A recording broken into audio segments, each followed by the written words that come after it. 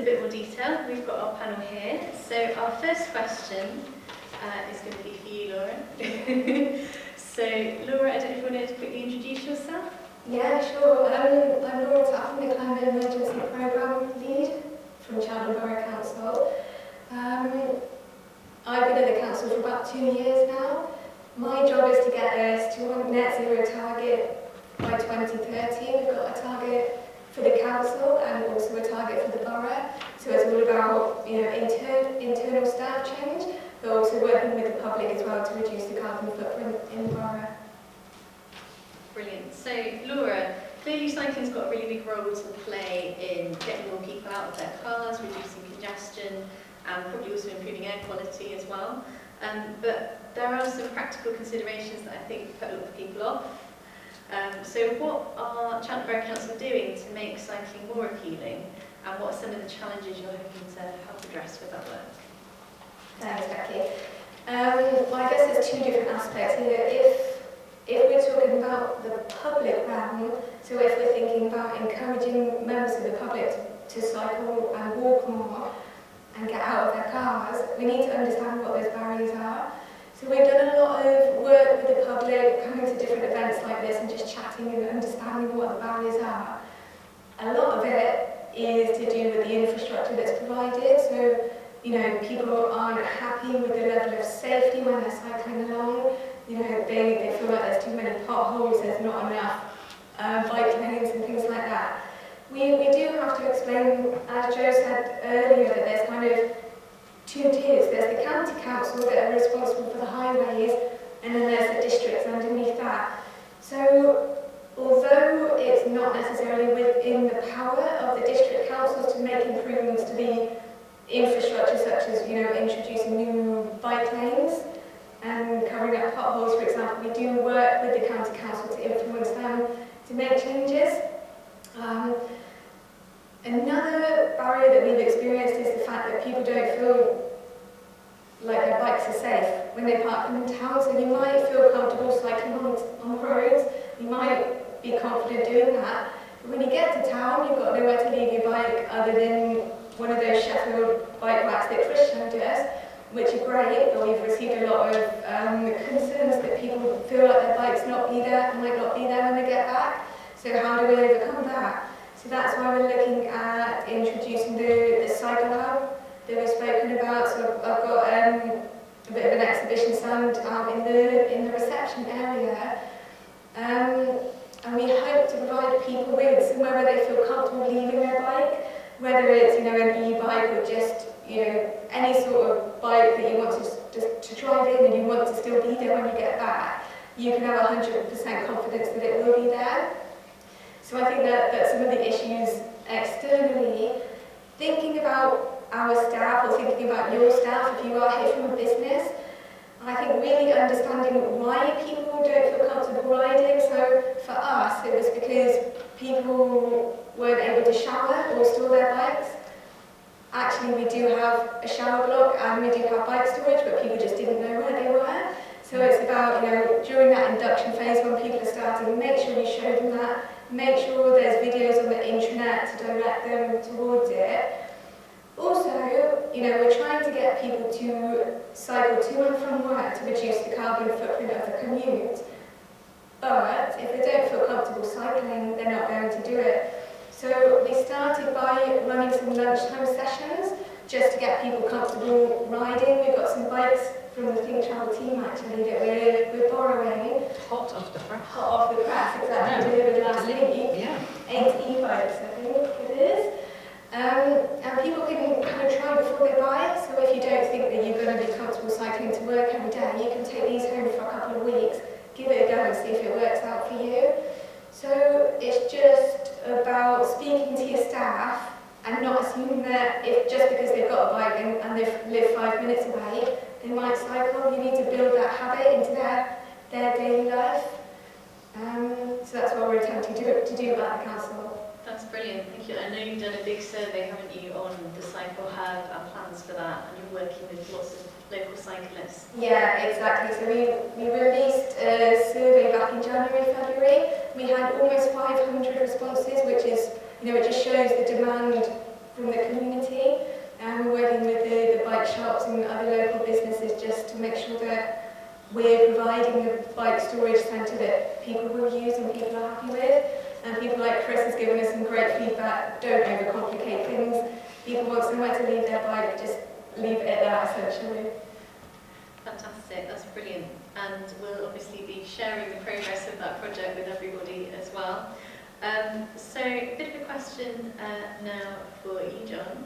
So University very kindly hosted us today, so thank you very much for that and making this possible. And I know the university are very passionate about sustainability for many years and sort of embedding it in the curriculum as well as operations. So what are the university doing to encourage active or sustainable travel?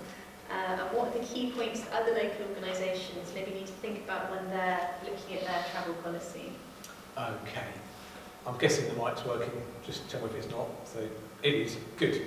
That's a good question really. So I think one of the main things we've done that helps us understand where we are is since 2017 we've done an annual survey of staff and students' travel kind of options, how they commute to and from the university.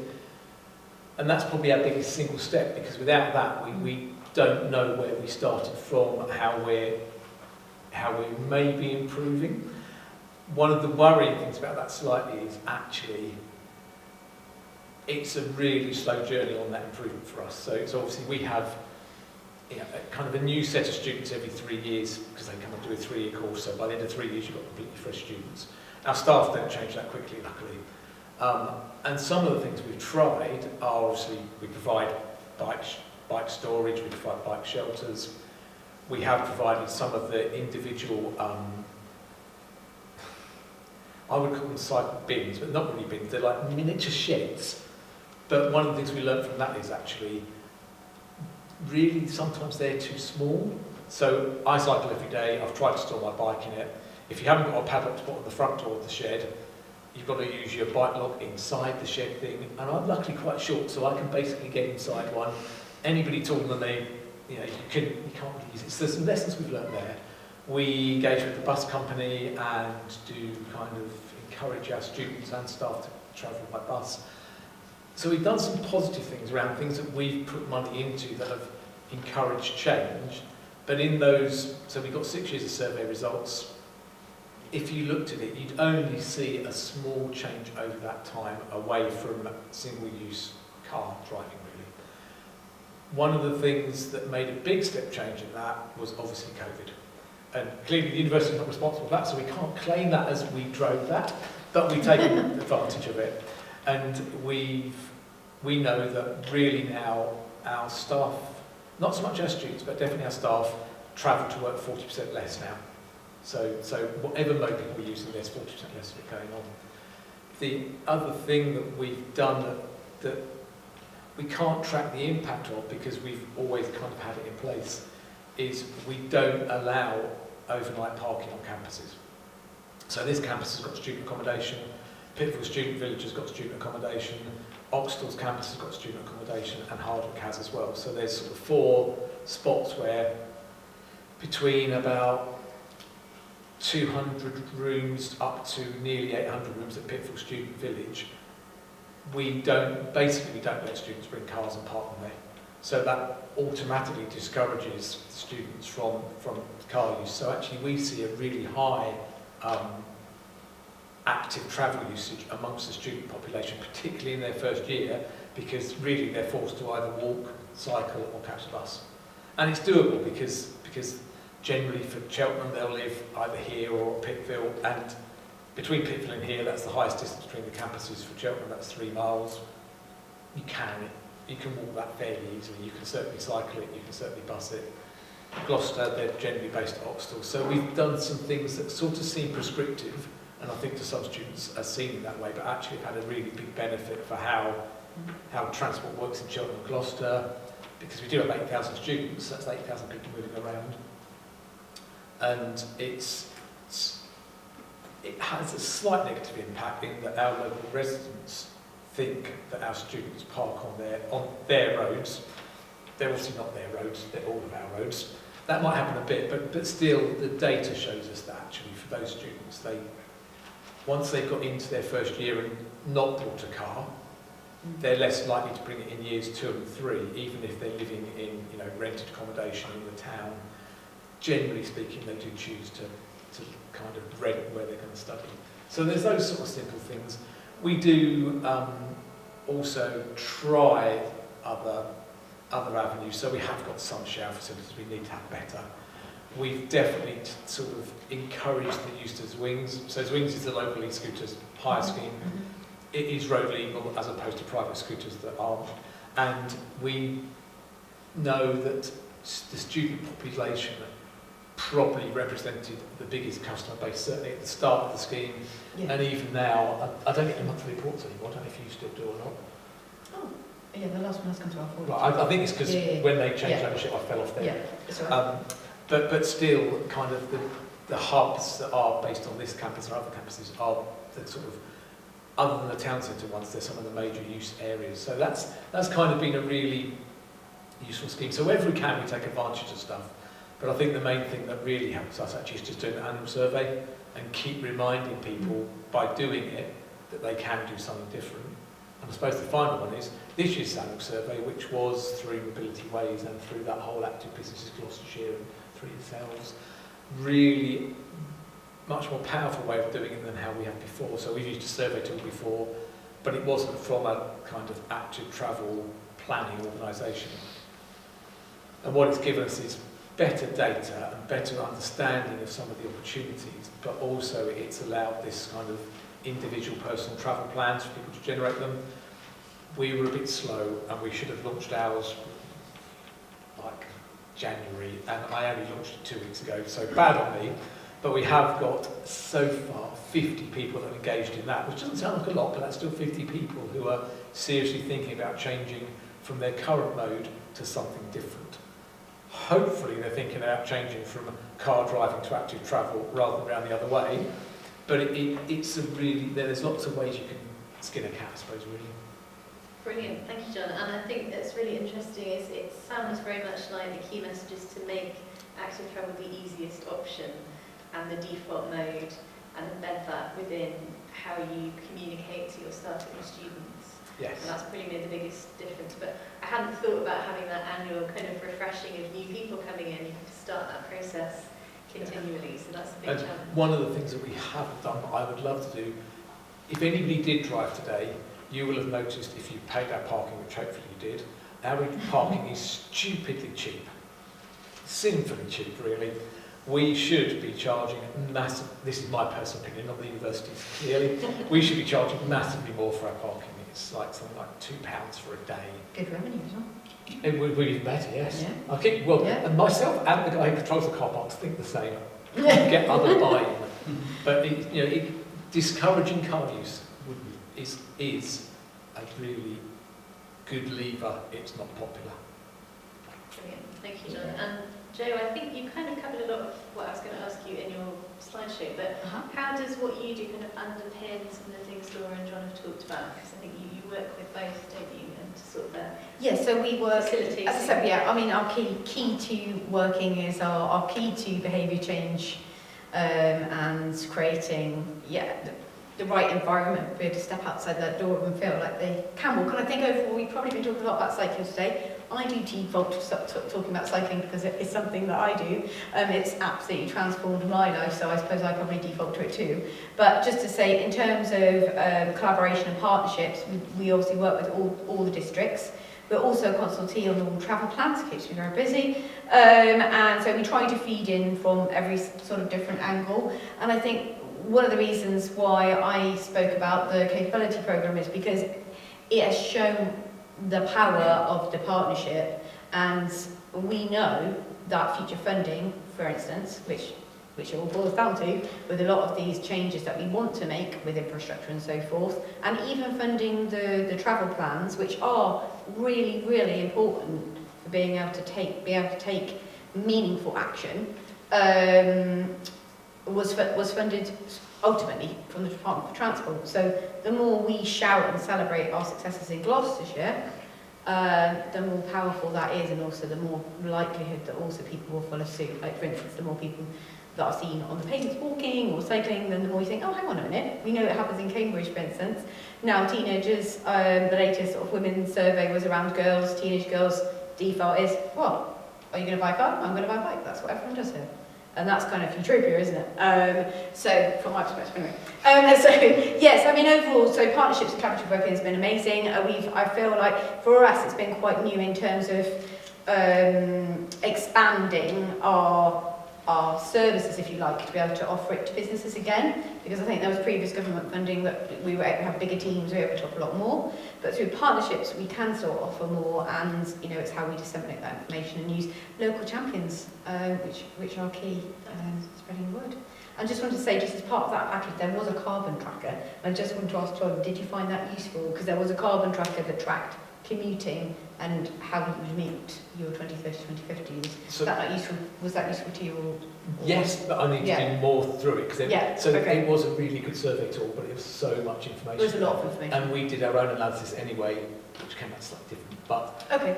it's useful. But that's I suppose one thing I did miss in what I said is I do think the biggest opportunity we've got as an organisation is engaging in active businesses Gloucestershire to help us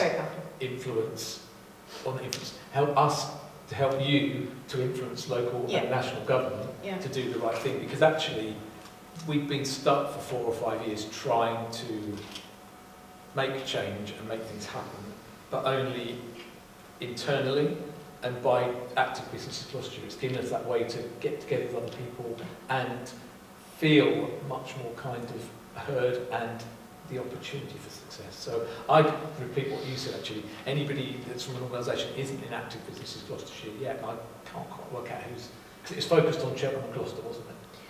Yeah, I mean it was based around sort of accessibility around the walking cycling infrastructure, but we have got businesses from other places as well. That sort of was, if you like, the seed funding for it, but it certainly mainly coordinated by me. So. I will welcome. I think it's interesting, just picking up on your point, John, that actually bringing people together to share conversations and have that bigger collective voice, which is part of what we're trying to do here today as well. It has a real impact, doesn't it? I just wanted to add that although workplace patterns have changed, the national latest stats have shown that actually a large majority of people are going back to work at least 3 times a week. So, that's, and also from the health and wellbeing perspective, that probably is a good thing. But it's just to say that the work that we've done on trying to change behaviour around travel is as important as that. Brilliant. Which brings me on nicely, actually, to you, Josh. So, obviously, a form of transport we often forget is also our legs and being able to walk for many people.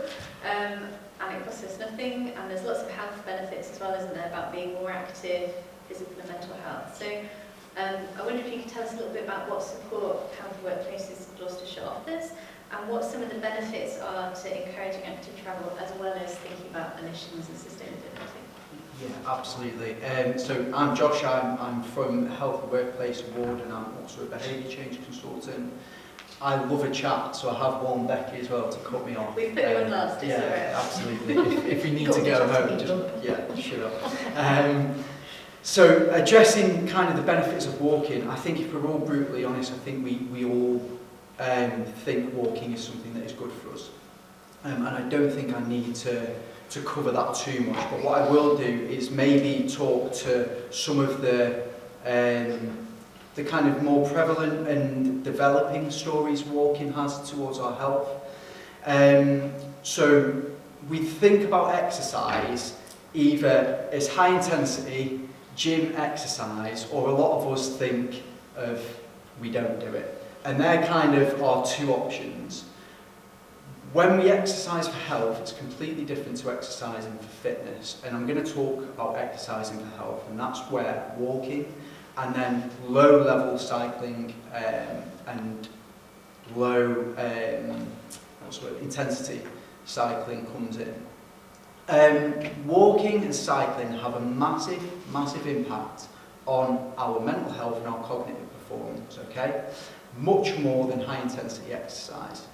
If I go for a walk of a lunchtime, if I walk to work, my brain starts to produce something called BDNF, brain-derived neurotropic factor. Try saying that when you've had a pint. And we start a process called neurogenesis. We start to actually develop brain cells. And this is really, really key to defending our brains against things like Alzheimer's and dementia. And that is maximised at low to moderate intensity. Okay, that is something we can be doing of a lunchtime. Walking, cycling as well. Like I said, we've been speaking a lot about cycling, so absolutely include that. Also massively, and this is kind of the popular rhetoric, defends us against cardiovascular disease, strokes, and those common, quite morbid diseases. So the health benefits, absolutely massive. It doesn't just have to be in a rural setting. There's a lot of research looking at walking in urban settings, and if we walk in an urban setting, the effects and positive effect on our mood is maximised by walking with a friend or a colleague, as opposed to when we're in a rural setting, sometimes taking time to be on your own and be with nature is something that's quite evolutionary. It's good for us. Taking that time to be on our own maximises the effect of walking in a rural environment. So absolutely, walking is something we can be doing of a lunchtime. Where this is a plug, it's not a hard plug because we offer a free service. So if I have to push this one hard, then I think there's something wrong. We are funded by Public Health to deliver a Healthy Workplace Award to Gloucestershire-based organisations. Our attitude is a lot of organisations have health and wellbeing strategies. A lot of organisations have policies for health and safety and wellbeing in place. It's one thing to have these things in place, it's another for your employees to actually engage in these things, okay? So as leaders, as employees, ask yourself, are my employees actually engaged in what we deliver? That's where our award comes in. We walk through and work through 12 kind of categories with wellbeing leaders, HR representatives or leaders to ensure that not only do they have these strategies in place, but their employees are absolutely engaged. And we're quite well connected, so we can offer a lot of resources, all free, through Public Health, through Gloucestershire County Council, through some of our panel here today. And we signpost organisations and leaders to what this county has to offer. And whether it be quarterly, whether it be twice a year or monthly, I will check in with whoever is the representative to make sure we're on track. Upon completion, myself as the Healthy Workplace lead then goes to site and interviews a cross-section of that population. Now I work with some organisations that are only 3 or 4 people, so maybe we get a Teams call, we have a bit of a conflab as a team. Equally, we've worked with Stagecoach West, we've worked with UCAS, we've worked with the university as well. I will speak to just 4 or 5 of your employees and see, have they actually engaged? Do they actually know where these strategies are? And what is their lived experience been? And I think that's what sets the award apart from what might be your current health and wellbeing strategy. We actually ensure that awareness comes to action as well.